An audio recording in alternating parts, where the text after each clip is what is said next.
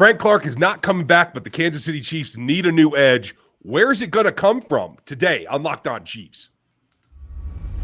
From the land of the free and the home of the Chiefs, this is the Locked On Chiefs podcast. Welcome back, everybody. We're talking edges today. Welcome to Locked On Chiefs, part of the Locked On Podcast Network, your team every day for free on every platform. Thanks for making us your first listen. Check out another Locked On show for your next listen, including the draft show. I think you want to get some information there. We have draft talk coming up later. I'm Ryan Tracy, the founder of Rogue Analytics and Performance Consulting, RGR Football, as well as NFL 33. And you get the matrix at rogueapc.com. You're going to want that. And I'm Chris Clark from Chiefs Corner. Thank you all for listening. We do appreciate it. Please, if you have not already, go hit the like, subscribe, and notification bell on YouTube. We would appreciate that. And we always appreciate iTunes and Spotify reviews as well. Lots to talk about when you start looking at the defensive ends and everything that's kind of going on as the NFL news cycle kind of just trickles through. Yep, it's just starting. We're going to talk about the comp picks the Chiefs have received and what this class is going to look like later in the show. We're going to get to where an edge source could come from. But first, today, right now, Frank Clark's not coming back. I think it's over. I think the departure signs are all there. And I just don't feel, despite what he's done in the postseason, that there's room for him on this roster in 2023. Tell me I'm wrong. I don't think you're wrong. I think you're probably right, quite honestly. There is a scenario where he could be back, and this is not likely, but it's possible that they could go the route of Jerick McKinnon and Derek Nottie that happened last year, where both of those guys became free agents. You didn't expect them back. You expected they'd get bigger contracts elsewhere, and nobody gave him anything. If that happens in Kansas City this year, if that happens with Frank Clark this year, maybe he is a guy that they bring back on a highly incentivized deal, kind of like what he had last year. But I'm pretty sure he's expecting that he can get paid and get a base guarantee, and that's what he wants. And that's kind of what I expect as well. Now, I've expected that about other players that have left the city before.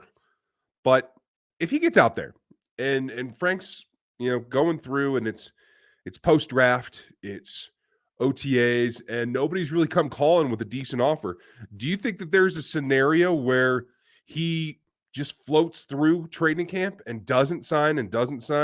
Because in that case, I could see if it gets to the point where it's October and he hasn't played anywhere, that you could bring him back onto the roster, really with the only intention of having him chase his record for postseason sacks and really just have him on the roster until you get to the postseason. Well, I personally think if they're going to bring him back, it's going to be something that's going to happen shortly after the draft, probably. Well, maybe not shortly, but probably in June or July. I think it's going to be something where they'll look at the roster and they'll say, okay, we still need defensive end help. If Frank's still out there, maybe they go sign him up then. They take him to training camp. He doesn't have to participate in every single day of training camp. He doesn't have to participate in every single day of practice. There are other teams that do that for their veteran players. Kansas City hasn't generally been one of them. But if they want him on the roster and they think that him not practicing every single week, 3 days a week, is going to help him, I could see Kansas City do that. But again, he's got to be willing to take the $2, $3, $4 million that they would offer as a base pay. That's the big question. Can he get more than that out on the market? That is the question. It is last payday kind of contract versus rings and records. And I think it'll be very telling to see if something does change in the end. I still don't think that it happens. And I get that. The one thing I would say is, does he want to go, is he really chasing money or is he chasing a chance to compete? And what I mean by that is if he's chasing money, he'll go take, $10, $11 million if somebody offers it from a bad team that's not going to do anything this year. Right. If he's wanting a chance to play with a contender, he's going to have to take less money more than likely to have a chance to chase a ring. That's just the reality of it. Yeah. And, I won't put it past them that he's not the only free agent at the position in this particular year. And he's kind of been the guy that's been the starter package. He might be to the point where his career where he's more of a Carlos Dunlap. Carlos is also a free agent, but he's been in that role. What did he make? Base salary of $3 last year. In that kind of like home run hitter, the icing on the cake, doesn't have to play the base downs, just come in and attack the passer when we can have you. That may be the future for Frank Clark. It may be, and you start looking at what he was able to do last year in the normal season. What do you have? 15 games, 5 sacks, 1 forced fumble. Yep. I don't see somebody paying him based on that. And this is a league where you're generally paying for the future or you're paying on past production, but you're hoping for the future. Mm-hmm. That past production isn't showing, at least last year. They want to go back a couple of years, or they want to specifically look at the postseason and how he played towards the end. You can do that, but that's a big if. And he hasn't played. I don't think he's played all 17 games or all the games in Kansas City when he's been here. So I don't think he's had one season where he's played all the games. Yeah, that's a telling stat as well. But luckily, there's more fish in the sea. Where could the replacement come from? We're going to run down the free agency edges here in a second. Who's going to be viable to come into this this defense, and really give you a spark. And then later in the show, we're going to take a look at the draft options as well as the comp picks that the Chiefs just got. But first, a message from our pals over at Built. If you're looking for a delicious treat, you absolutely need to try a Built Bar. I know one of my goals is to eat healthier this year, and Built is one of the ways to do that. You have lots of different flavors you can choose from. They're absolutely delicious. Healthy actually tastes very good in this scenario. What makes Built so good is they're 100% real chocolate, and they are delicious to try.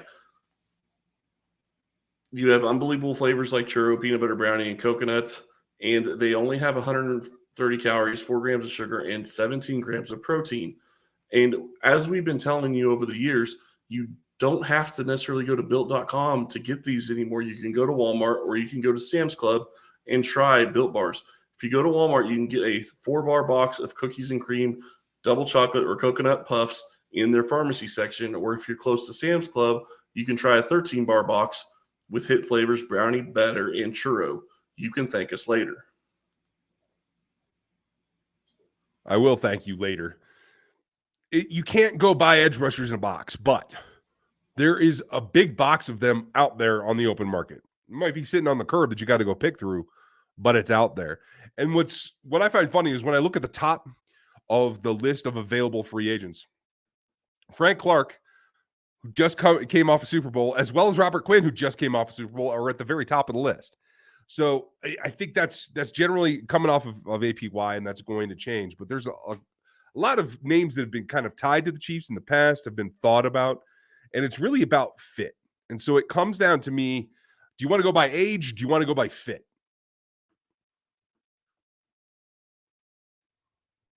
Chris is going to decide, and I think I'm going to sort right now by age, just so we know. Yeah, go ahead and sort by age. I just want to say that this was actually something that came out shortly before we recorded this. Not sure if you saw it, but Darius Smith is actually asking for his release from Minnesota.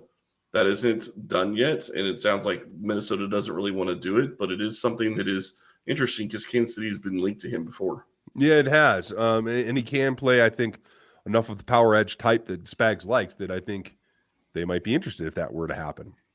That may be the first viable free agent addition that really makes a nice fit, because as I look at the list, there's a lot of guys that have already been on this roster.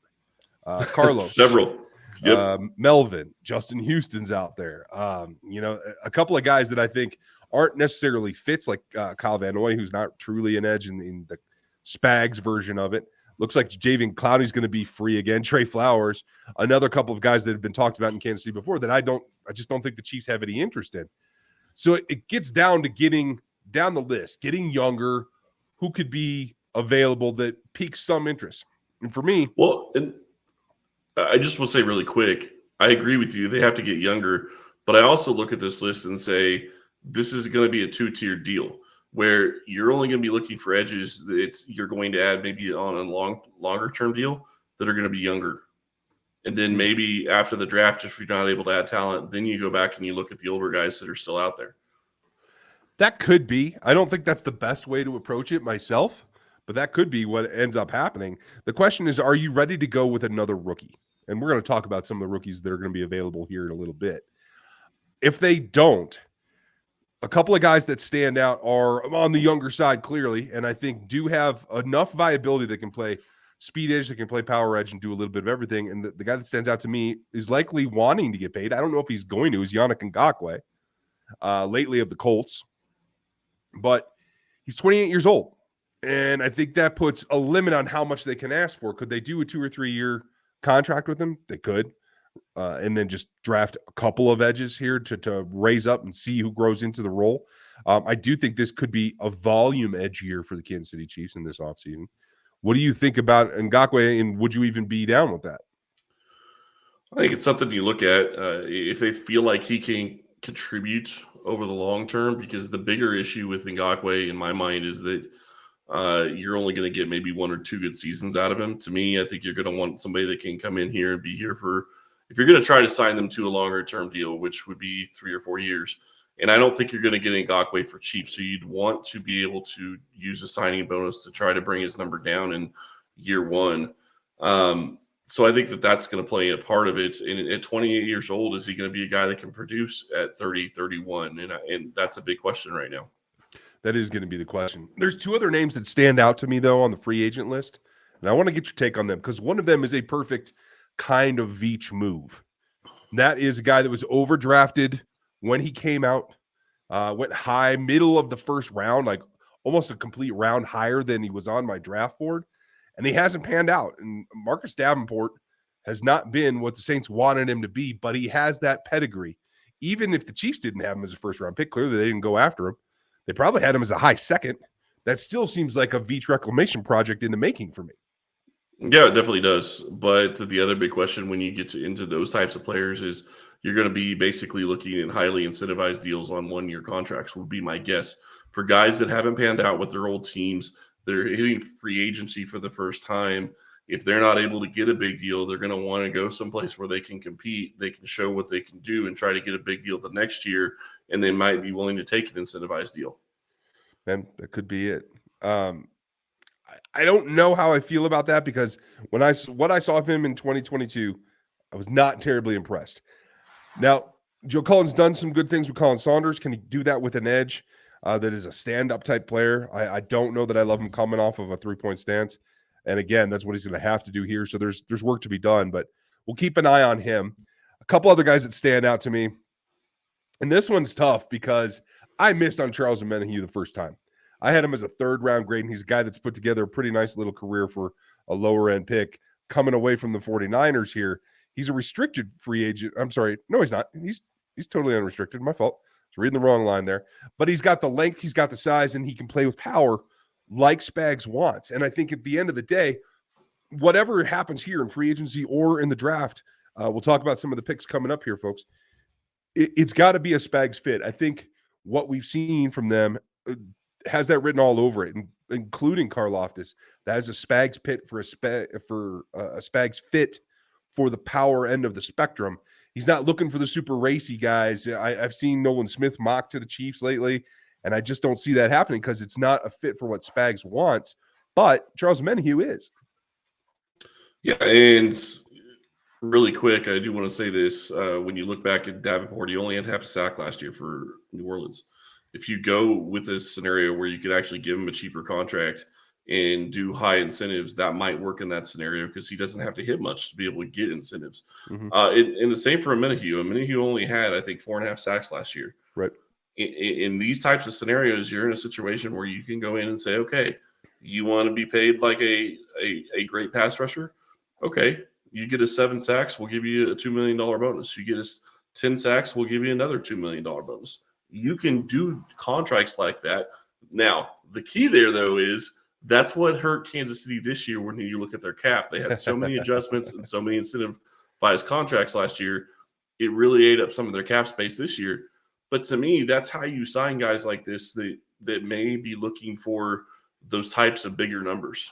Yeah. If they want to have a chance to win and they want to have a chance to show that they can do something, that's how you do it. I agree. And especially when you're taking chances at guys who failed at their first stop, and at least they're young. Both of those guys are Davenport is 27. I lied. I thought they were both 26, and Omenihu is. So those are 2 other options. Now there's going to be a lot of options in the Chiefs draft selections as well, and they got a few extras today. The compensatory picks were announced. We're going to go over that and what the edge class might look for them in the draft coming up next. So you're going to have to keep me straight here because I'm going to mess this up. The Chiefs got 3 compensatory picks. We had expected more than that. I think the expectation was 5 previously, but the level was a little bit different. So first, they got pick 100, the 4th compensatory pick, but that's already out the door because that's what they traded to New York for Kadarius Toney, right? Yep, and that's exactly what we kind of talked about yesterday. I do believe that it is. Yeah. And so then they came back, and they end up not just with that one. And you tell me it is Toney's pick is the compensatory, the pick 100, right? Yeah, and we talked about that yesterday. This is a situation where maybe this is what Kansas City was thinking when they traded away the 3rd-round pick. This is their wide receiver that they're going to go draft this year. And maybe they're not going to be looking at another wide receiver because they already spent a 3rd-round pick this year on one. So that was pick 100. Okay. Then they are awarded 6th-round pick, end of the 6th at 217. That was pretty much on par for what we had thought that they were going to get in the first place. So we're good there. We thought it could be a 7th, but it is a 6th in this scenario. But so they got another pick there. Yeah, and that was the bottom of the 6th tier. That's a nice surprise because I don't know if we were expecting that. But what happens next is they end up with pick 250, at the top of the compensatories in the 7th round. So not as much volume, but still plenty that they can use to move around. And I think that helps them position themselves for the edge class. And that's probably, I think, the best bargain, the best deal going forward is to continue to give, like we saw Nick Bolton come in 1 year at linebacker, Willie Gay come in the next, Leo Chanel a year later, like stacking it. I think they could do that to edge now with George Karlaftis being the first pick.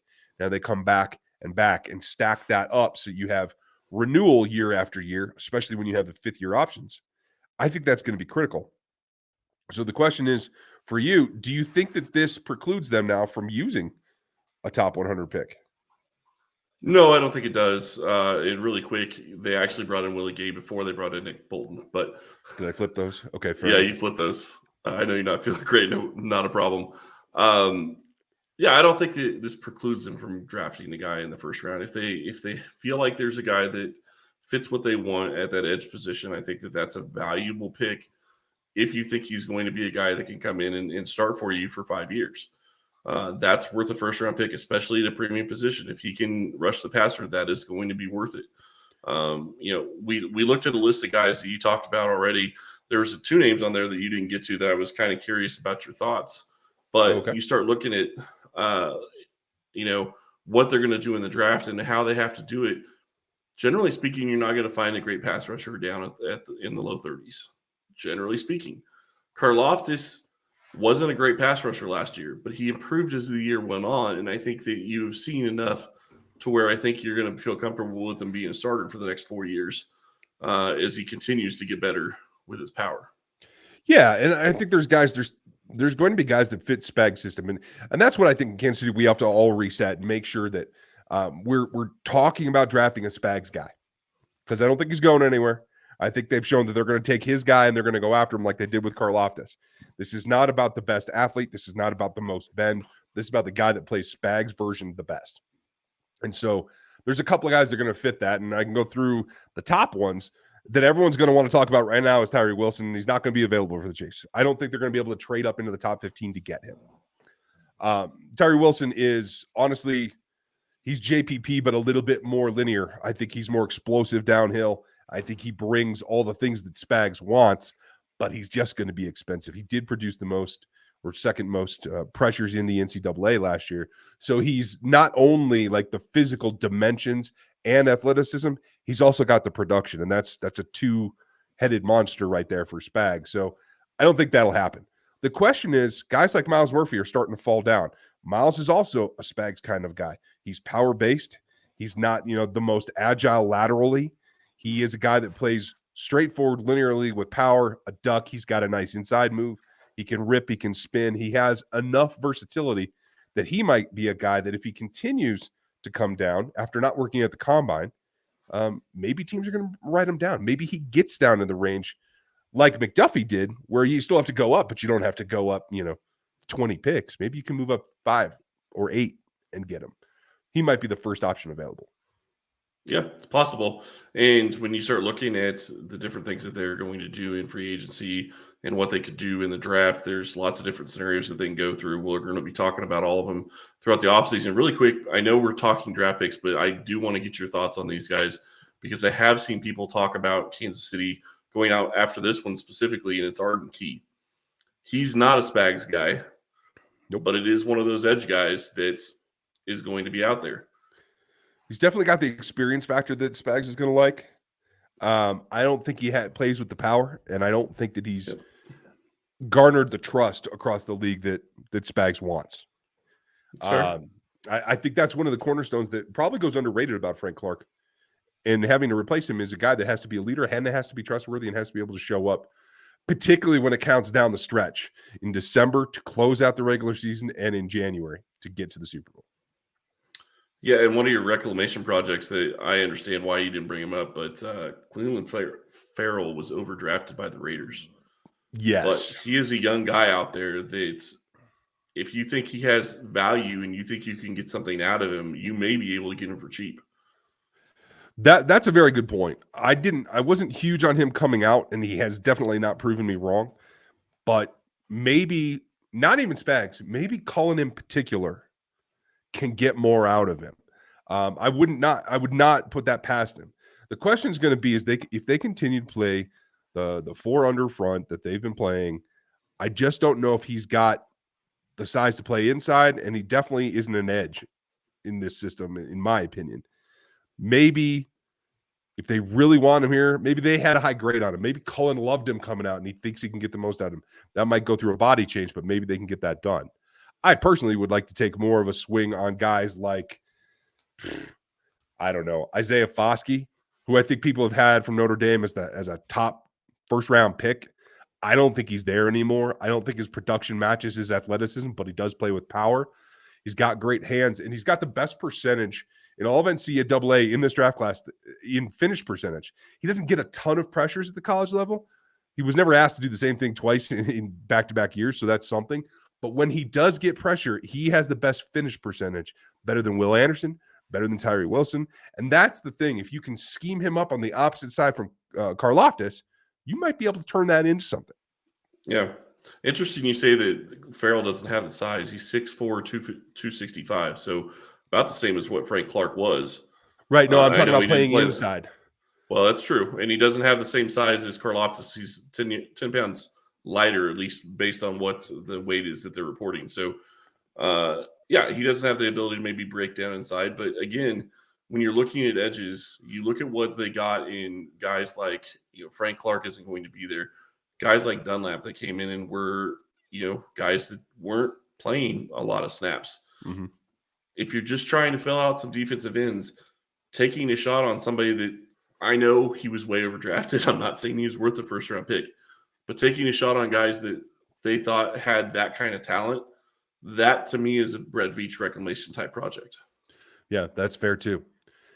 I'd be really interested to see that actually, because how they chose to deploy him would be probably the biggest question mark for me. But there's plenty of options still in the draft as well. I tend to lean towards the draft. There's a couple of guys in Lucas Van Ness and Keon White that have been rumored to be first-round picks. I honestly don't see it, but I have a tendency to want a guy to show me what he can do rather than show me his potential. And that's kind of the same thing with both those guys. I think they're both inside 5 techs, to tell you the truth, and can play the threes. I don't know if either of them is truly an edge, but it does fit with the scheme that the Chiefs have been going to lately of moving guys around inside to out and playing a D-line position rather than an edge position or a tackle position. So I like that as well. And shout out to all the K-Staters, because I do think Felix, Anduike Uzama, I got to make sure I say that right, or at least I'm trying to. He's a guy that I think is going to be a day 2 guy, probably in the 3rd. But you put him out of the wide 9, he can come calling. And I think that could be a nice piece to put into this. He does have enough power and length. I think he's a guy that has to grow in his body a little bit to play in Spag system on first down, but he can certainly come in passing downs. I think he could give you some juice. What about the guy that blew up at the combine? Defensive end that blew up at the combine. Which one? I can't remember his name. It's hard to pronounce. Mr. Nolan Smith? No, not Nolan Smith. Began with an A, I believe. Last name with Anduike Uzama. No, that's not who it was. Oh, you're talking Tommy. talking Tommy Adewale. Yep. They keep listing him as an edge. He really isn't, in my opinion. I think he's a 3-tech, but I could see trying to press that because he, like Van Ness and like Keon White, he's oversized for edge. He's undersized for tackle. Excuse me. But he's got 34.5-inch arms. He's got the length of a defensive end, but he's only 282. And I think he's just a shade over 6'1".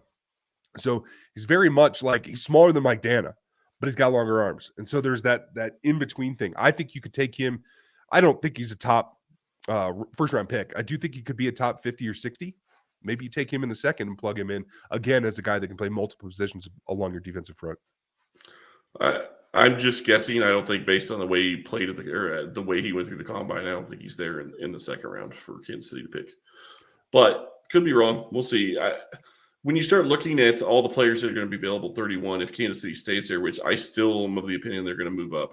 I don't think they stay at 31. I think they're going to move up. You're looking at really second-round picks at that point. Now, is he worth a high second-round pick? That's a question that you have to answer. Does Kansas City feel that they can do something with him? And what does Joe Cullen think? Because I do think that Cullen gives you a little bit more than you would have normally thought of with just Spags by himself in the past line or defensive line coach. I think that they really have a lot of respect because Cullen showed what he was able to do this past year with the defensive line that Kansas City had. Yeah, agreed. I'll be interested to see if they choose to do that because I think draft media is higher than Adewale than the actual teams are, but we'll find out what goes on. And that stuff is coming. We have a mock for you coming up on Monday. Don't miss that. And we've taken Tommy in the past. We'll see if he comes and calling this next go round. Remember, Mondays are Mock Draft Monday. We do a new scenario every week. Don't miss it because we are 5 days a week here on the show. Make sure you like, sub, and hit the bell on YouTube, and you get subbed on the audio platforms. We appreciate your time. Check out Locked On NFL Draft. They got some great stuff coming for you, and they have a different perspective than me. They're younger, they're smarter, they're faster. Oh, wait, that sounds like a song. But anyway, they have a different perspective. I hope that you guys check out the draft show as well. Thanks for being with us today. We'll talk to you next time.